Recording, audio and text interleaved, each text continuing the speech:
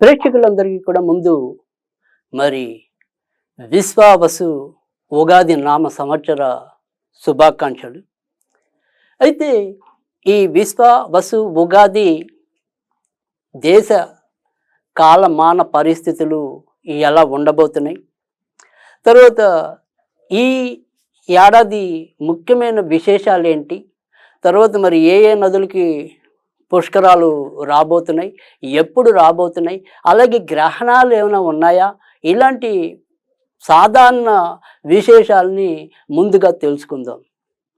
అయితే ఈ విశ్వావసు నామ సంవత్సరంలో మనకి ప్రారంభమే 6 గ్రహాల కూటమి ఒక విశిష్టతతో రానుంది. ఇది తదనంతరం మళ్ళీ ఇంచుమించుగా ఏప్రిల్ మధ్య వరకు కూడా పంచగ్రహ కూటమితో అలరారనుంది. ఇక ఇంతే కాకుండా ఈ సంవత్సరం అంతా కూడా అనేక రకాలైన విధానాల్లో అంటే కాంబినేషన్స్ అంటాం. అలాంటి కాంబినేషన్స్లో ఈసారి మనకి ఈ సంవత్సరం అంతా నిండి ఉంది. ఇలా 6 గ్రహాల కూటమి కొన్నాళ్ళు, చతుర్గ్రహ కూటమి కొన్నాళ్ళు, పంచగ్రహ కూటమి కొన్నాళ్ళు, త్రిగ్రహ కూటమి కొన్నాళ్ళు, ఇలా వీటితో పాటుగా ఇంచుమించుగా జూన్ నెలలో మనకి సంపూర్ణ కాలసర్ప దోషంతో పాటుగా ఇంచుమించు గ్రహాలన్నీ కూడా మనకి ఈ సింహము తర్వాత కుంభానికి మధ్య మొత్తం అన్ని గ్రహాలు మాలికా యోగం అంటాం. అన్ని గ్రహాలు కూడా ఇంచుమించుగా మనకి ఇటు సింహం నుంచి కుంభం మధ్య నెలకొని ఉండటం అనేది కూడా జరుగుతుంది. తర్వాత మరి ఈ యొక్క విశ్వావసు నామ సంవత్సరంలో వచ్చే 2 గ్రహణాలు కూడా ఎలాగైతే ఇప్పుడు ఈ సింహానికి కుంభానికి మధ్య మనకి ఈ రకమైన గ్రహమాలిక యోగం అనేది లేదా కాలసర్ప దోషం అనేది పట్టి ఉంటే, మళ్ళీ ఇదే గ్రహాలకే ఈ యొక్క చంద్రగ్రహణం అనేది, అంటే ఈసారి కూడా ఈ ఏడాది మనకి సూర్యగ్రహణాలు ఏవి కూడా కనిపించవు. 2 కూడా సంపూర్ణ చంద్రగ్రహణాలుగానే చెప్పవలసి ఉంటుంది. అయితే సెప్టెంబరు 7 రాత్రి వచ్చేది ఏదైతే ఉందో, అంటే అది ఇంచుమించుగా అర్ధరాత్రి వరకు కొనసాగుతుంది కాబట్టి తెల్లవారితే 8 అనుకోవాలి. ఈ సెప్టెంబర్లో వచ్చేసి పూర్వభద్ర నక్షత్రం కుంభరాశిలో ఈ గ్రహణం పట్టడం అనేది ఉంటే, మరి వచ్చే సంవత్సరం 2026 ఫిబ్రవరి 2వ తారీఖు, అంటే 2వ నెల ఫిబ్రవరి 26వ తారీఖు, ఫిబ్రవరి 26వ తారీఖు వచ్చే చంద్రగ్రహణం అనేది మీకు సింహరాశిలో పట్టనుంది. అంటే అన్నీ కూడా ఈసారి కొద్దిగా సింహ కుంభరాశుల మీద ప్రభావం ఎక్కువ ఉండేలాగా కూడా కనిపిస్తుంది. పైగా ఏదైతే మరి కుంభరాశికి ఇప్పటికే ఏళ్ళనాటి శనిలో ఉండటం అనేది ఒకటైతే, మరి ఈ సింహరాశి వాళ్ళకి ఇప్పుడు కొత్తగా మార్చి 29 నుంచి అష్టమ శని అనేది కూడా ప్రారంభమైంది. కనుక ఈ సింహ కుంభరాశుల వాళ్ళు ఆరోగ్య విషయంలోనూ ఆర్థిక విషయాల్లో కూడా ఎక్కువ జాగ్రత్త తీసుకోవాల్సి ఉంటుంది. ఇక మిథునంలోకి ఎప్పుడైతే మరి మే 15వ తారీఖు, అంటే ఇంచుమించు మే 14వ తారీఖు అర్ధరాత్రి మిథునంలోకి గురుడు ప్రవేశిస్తాడు.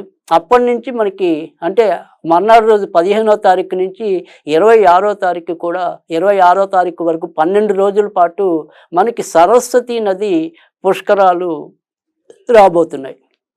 ఇక ఈ నెలలో కొంత జ్యేష్ఠ మాసంలోను, తర్వాత మార్గశిరము, తర్వాత వచ్చే మరి మాఘమాసంలో కూడా కొంతవరకు మరి ఈ యొక్క మౌఢ్యములు కూడా రానున్నాయి. ఇవి ఈ రకంగా మనకి ముఖ్యంగా ఇప్పుడు వచ్చే ఈ ఉగాది యొక్క విశిష్టతలు. అయితే ఇక దేశ కాలమాన పరిస్థితులుగా చూసినట్టయితే కనుక ఈ ఏడాది బంగారము ఎంత పెరిగినప్పటికీ కూడా, అంటే చాలామంది విశ్లేషణ ప్రకారము 1,00,000 అధిగమిస్తుంది లేదా కనీసం 1,00,000 దాకా వస్తుందనేది ఎంతవరకు నిజమో, అలాగే ఇంచుమించుగా వచ్చే సంవత్సరం ఫిబ్రవరి మార్చికి మళ్ళీ 80-85 మధ్య స్థిరంగా ఉండిపోయే అవకాశాలు కూడా అలానే కనిపిస్తున్నాయి. తర్వాత వివిధ గ్రహాల యొక్క కూటమి వల్ల మరి రకరకాలైన రోగాలు కూడా మనుషులకి వెన్నంటడం అనేది అయితే ఉంటుంది. అయితే ప్రమాదాల స్థాయి మాత్రం తక్కువగా ఉంటుందని చెప్పచ్చు. రకరకాల వేరియంట్స్ ఉండొచ్చు కానీ అవి ఏవి కూడా మనకి మృత్యువుకి తీసుకెళ్ళవు. ఇక ప్రతి ఒక్కళ్ళు కూడా ఈ కలుషిత ఆహారం, తర్వాత వాళ్ళకి ఏదైనా సరే అకాల నిద్ర, అకాల భోజనం వల్ల తరచూ ఈ జీర్ణ వ్యవస్థకు సంబంధించిన విషయాల్లో ఎక్కువగా ఇబ్బందులు పడే అవకాశాలు ఎక్కువగా కనిపిస్తున్నాయి. ఇక ఆగస్టు నుంచి అక్టోబర్ మధ్య ఈసారి కొంతవరకు అధిక వర్షాలు, తర్వాత లేదా ఈ వరదలు ఇలాంటివి ఏమైనా సరే కొంత ప్రకృతి విలయ తాండవంగా చెప్పవలసి ఉంటుంది. ఈ సంవత్సరం అక్టోబర్ నుంచి మరి నవంబర్ వరకు, అలాగే వచ్చే సంవత్సరం ఫిబ్రవరి నుంచి మళ్ళీ ఉగాది వరకు కూడా ఏదైనా సరే రాజకీయ సంక్షోభాలు, రాజకీయాల్లో అనుకోని మార్పులు సంభవించే అవకాశాలు ఎక్కువగా కనిపిస్తున్నాయి. ఇక ఏవైతే ధాన్యపు ధరలు ఉంటాయో ఈసారి మరి ధాన్యాధిపతిగా కుజుడు కనుక ఏవేమైనా సరే ఈ ధరలు అనేది హెచ్చుతగ్గులు ఎక్కువగా ఉంటాయి. ఒక ఒడిదుడుకులు అంటే నిత్యం ఒకేలాగా ఉండకపోవటం, ఒకే రకంగా ఉన్నట్టుండి పెరగటం, ఉన్నట్టుండి తగ్గటం, ఈ రకంగా కొంత ఇబ్బంది ఎదుర్కోవటం అనేది కూడా జరుగుతుంది. ఇక ఈసారి మరి నవవిధ నాయకుల్లో రవి మనకి రాజుగా చెప్పాలి. అంతేకాకుండా ఆయన ఆర్ఘ్యాధిపతిగా కూడా మరి రవే ఉన్నాడు. తర్వాత మరి సస్యాధిపతిగాను, నీరసాధిపతిగా బుధుడు ఉండటం అనేది జరిగింది. ధాన్యాధిపతిగా మరి కుజుడు అని చెప్పాం, రసాధిపతిగా శుక్రుడు అని చెప్పాం. తర్వాత మరి సేనాధిపతి శని అయితే గనక మరి మంత్రిగా చంద్రుడు ఉన్నాడు. ఎప్పుడైతే మరి ఈ మంత్రి చంద్రుడు అవుతున్నాడో ఈ ఆలోచనలు అవి అంత నిలకడగా ఇటు జనాలకు ఉండొచ్చు, పాలకులకు ఉండొచ్చు, ఎవరికైనా సరే అంత నిలకడైన ఆలోచన అనేది లేకపోవటం, ఎప్పుడు ఏ నిర్ణయాలు తీసుకుంటారో తెలియని చందాన్ని ప్రవర్తించడం అనేది కూడా ఎక్కువ అవుతుంది. అయితే ఇక్కడ రాజు మరి తర్వాత ఇటు మంత్రి ఇద్దరు కూడా మిత్రులు అవటం, మరి గ్రహాల్లో వాళ్ళని రాజు రాణిగా భావిస్తూ ఉండటం వల్ల చివరికి ఎలాంటి ఉపద్రవాలు ఉన్నప్పటికీ కూడా వాటి నుంచి మళ్ళీ బయటికి రావటం అనేది అయితే ఉంటుంది. ఇక ఈ సంవత్సరం మరి వివిధ నక్షత్రాలకి కందాయ ఫలాల గురించి ఏంటో తెలుసుకుందాం. అంటే ఈ కందాయ ఫలాలు అనేవి ఏంటంటే అవి నక్షత్రాలు బట్టి ఉంటాయి. ఏదైనా సరే బేసి సంఖ్య అనేది శుభ ఫలితాలు ఇవ్వడానికి, తర్వాత సరి సంఖ్య అనేది మిశ్రమ ఫలితాలు ఇవ్వడానికి, తర్వాత మరి ఏదైతే 0 అనేది శూన్యం అనేది ఉంటుందో అది కొంతవరకు వ్యతిరేక ఫలితాలు లేదా అనారోగ్యాన్ని ఇవ్వడానికి ఉంటుంది. మరి ఈ ఏడాది ఏదైతే అశ్విని నక్షత్రం ఉందో వారికి 3 అంటే మొదట 3, తర్వాత 0, తర్వాత 4 వీటిని మనం ఎలా భావించాలి అంటే కనుక ఇవి 4 నెలలకి ఒక ఫలితంగా తీసుకోవాలి. అంటే మొదట 4 నెలలు 3, తర్వాత 4 నెలలు 0, తర్వాత మరి చివరి 4 నెలలు కూడా 4. అంటే మొదట ఉన్న 3 కాబట్టి అశ్విని నక్షత్రం వాళ్ళకి మొదట మంచి ఫలితాలని, తర్వాత మధ్యలో 4 నెలలు అంత చెడు ఫలితాలు ఎక్కువ ఉంటాయని, చివరి మిశ్రమ ఫలితాలు ఉంటాయని భావించాలి. అలాగే ఇప్పుడు నేను చెప్పబోయే మిగతా నక్షత్రాల వాళ్ళందరూ కూడా ఇదే రకంగా 4 నెలలకి ఈ ఫలితాలు ఉండటం అనేది ఉంటుంది. భరణి నక్షత్రం వారికి 6 మరి 1 ఉన్నాయి. తర్వాత మరి కృత్తిక నక్షత్రానికి 1, 2, 3గా ఉన్నాయి. తర్వాత రోహిణి నక్షత్రం వారికి 4, 0, 0గా ఉన్నాయి. తర్వాత మరి మూసర నక్షత్రానికి 7, 1, 2గా ఉన్నాయి. తర్వాత మరి ఆరుద్ర నక్షత్రానికి 2, 2, 4లా ఉన్నాయి. తర్వాత మరి పునర్వసు నక్షత్రానికి 5, 0, 1. ఇక పుష్యమి నక్షత్రానికి అయితే గనక 1, 1, 3. ఇక ఆశ్లేష నక్షత్రానికి అయితే గనక 3, 2, 0. ఇక మకా నక్షత్రానికి 6, 0, 2. పుబ్బ నక్షత్రానికి అయితే గనక 1, 1, 4. ఉత్తర నక్షత్రానికి 4, 2, 1. హస్త నక్షత్రానికి 7, 0, 3. ఇక చిత్తా నక్షత్రానికి 2, 1, 0. స్వాతి నక్షత్రం 5, 2, 2. విశాఖ నక్షత్రం 0, 0, 4. ఇక అనురాధ నక్షత్రం అనేది 3, 1, 1. జ్యేష్ఠ 6, 2, 3. మూల 1, 0, 0. పూర్వాషాఢ 4, 1, 2. ఉత్తరాషాఢ 7, 2, 4. ధనిష్ట శ్రవణ నక్షత్రం 2, 0, 1. ధనిష్ట 5, 1, 3. శతభిషం 0, 2, 0. పూర్వభద్ర 302, ఉత్తరాభద్ర 614, చివరిగా మరి రేవతి 121. ఈ రకంగా మనం కందాయ ఫలాల గురించి తెలుసుకోవాలి.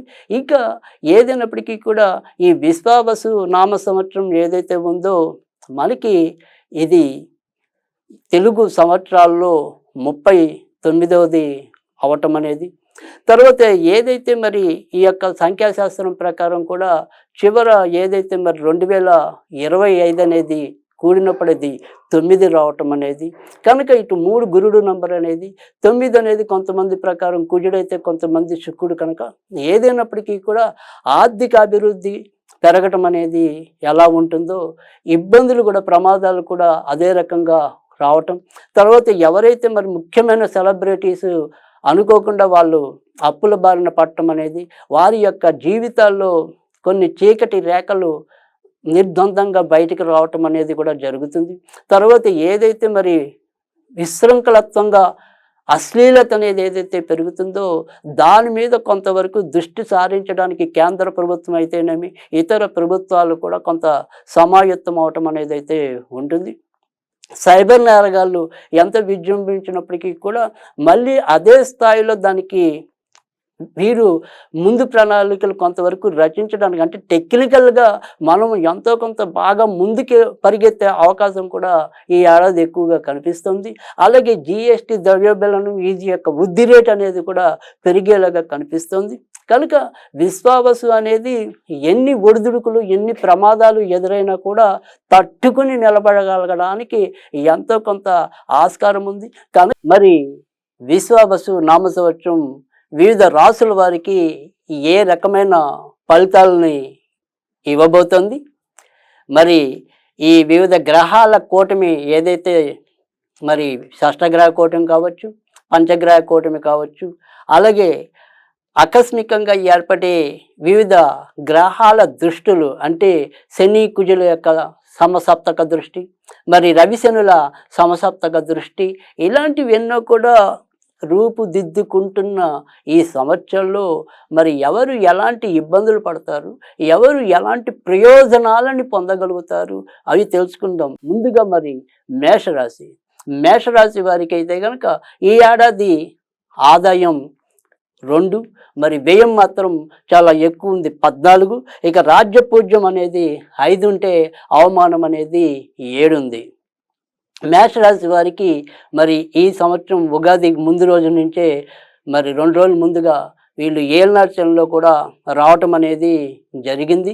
కనుక ఇక్కడి నుంచి ముఖ్యంగా ఏదైతే వ్యయస్థానంలోనే ఈ గ్రహ కూటమి అనేది కొన్నాళ్ళు ఉండటం వల్ల ముఖ్యంగా మే వరకు కూడా వీళ్ళు కొద్దిగా ఎక్కువ ఇబ్బందులు ఎదుర్కోవటం అనేది, అన్ని రకాలుగా ప్రయత్నించినప్పటికీ కూడా ఏదో రకమైన ఆలస్యాలు, ఆటంకాలు ఎదురవటం అనేది, ఇప్పుడు ఇది అయిపోతుంది అనుకునేది నోటి దాకా వచ్చినట్టే వచ్చి ఏదో రకంగా వాయిదా పడే అవకాశాలు కూడా ఎక్కువ ఉంటాయి.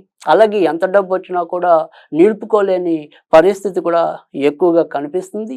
జూలై నుంచి మరి సెప్టెంబర్ వరకు అభివృద్ధి ఎక్కువగా ఉంటుంది. తర్వాత సెప్టెంబర్, అక్టోబర్ మధ్య కొంతవరకు ఇబ్బంది, సంతానపరంగా ఏదైనా సరే కొంత ఒత్తిడి ఎదుర్కోవటం అనేది కూడా కనిపిస్తుంది. వృత్తి ఉద్యోగాల్లో మార్పులు ఎక్కువగా ఉంటాయి. రాజకీయ నాయకుల వాళ్ళకి మాత్రం మరి మే తర్వాత నుంచి క్రమంగా ఎక్కువ మంచి ఫలితాలు రావటం అనేది అయితే ఉంటుంది. విద్యార్థులు బాగా శ్రమ పడితే తప్ప తమ లక్ష్యాల్ని చేరుకోలేరు. ముఖ్యంగా ఏదైతే ఈ ఏలనాటి శని ఉందో అది అశ్విని నక్షత్రానికి ప్రస్తుతం శని చాలా దగ్గరగా ఉంటాడు కాబట్టి ఎక్కువగా అశ్విని నక్షత్రం మీద మరింత ప్రభావం చూపే పరిస్థితి ఉంటుంది. కనుక మేషరాశి వారు కొంతవరకు మొదట 3-4 నెలలు కొంత ఎక్కువ జాగ్రత్తలు, బాగా అవసరమైన విషయాల్లోనే వీరు కల్పించుకోవటం అనేది, కొంతవరకు నోరుని తర్వాత మనసుని కూడా కొంత నియంత్రణలో ఉంచుకోవాల్సిన అవసరం అయితే ఎక్కువగా ఉంటుంది. వీరు ఈ సంవత్సరం మరి ఎక్కువగా దుర్గాదేవిని ఆరాధించడం వల్ల ఎంతో కొంత ప్రయోజనం ఉంటుంది.